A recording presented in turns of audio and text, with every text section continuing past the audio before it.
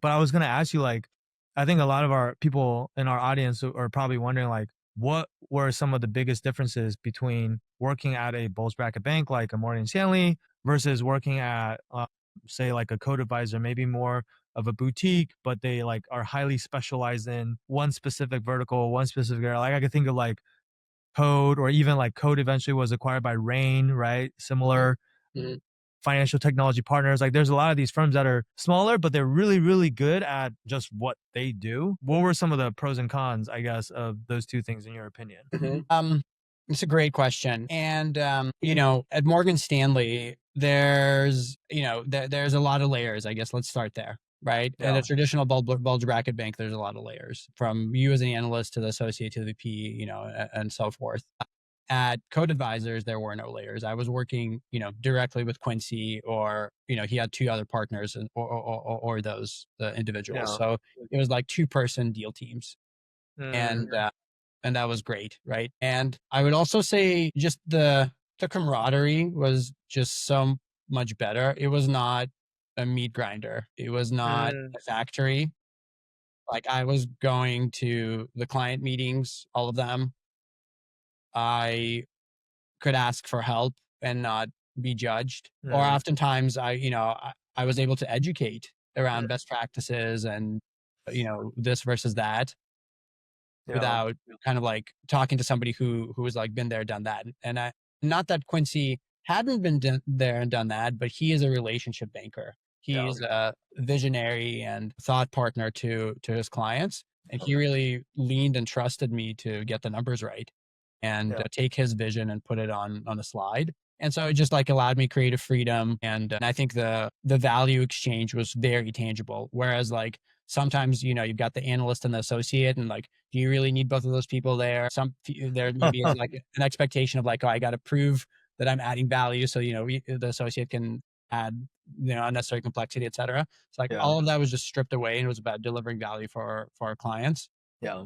And so yeah, it was really fun. Yeah, I was gonna say, like, because I feel like, especially when you're younger, a lot of the criteria that you might use to define whether what success means or whether a job is a good opportunity or not, a lot of times it's just like, oh, the brand of the place, like, is it prestigious? Like, I want to work for Goldman Sachs or I want to work for Morgan Stanley. That does matter. I'm not saying that doesn't matter, but I think it's one of many factors to think about, right? Obviously, compensation is an important one, but also I think, especially early on in your career, a lot of it also is around what your role and responsibility is going to be. How much are you going to learn, and who are you going to have exposure to? Like being able to go to every single client meeting, for example, like that would not happen at a bulge bracket bank. Like a lot of times you make the books and then your boss takes the books and goes to the meeting without you, and then you stay back and make more books, right? And so you're not like the one that's actually like rubbing shoulders with the CEOs and CFOs or like the clients that you're supposedly advising, right? So I think all of that has to be taken into consideration, and there's not like a right or wrong answer. I'm not saying like bulge bracket is better or boutique is better or whatever. It's just like when you're thinking about these career decisions as a young person, I think you have to think about it a bit more holistically, and almost like figure out what's more important to you, and that answer might be different for every single person, right?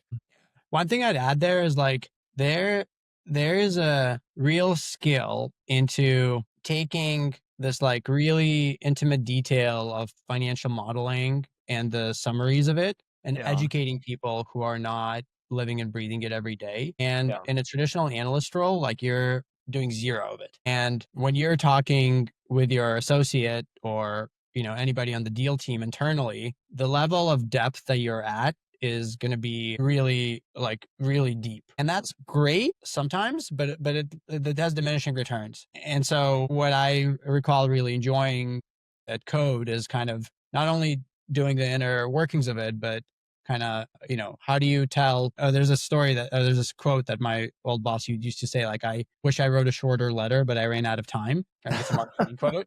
And so, like, how do you take the time?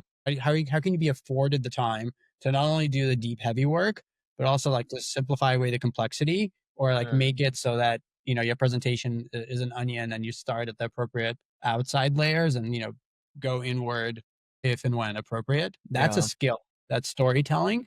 And, and I think your fundamentals are they will have reach a plateau very quickly. Yeah, for sure. No, that's a great point.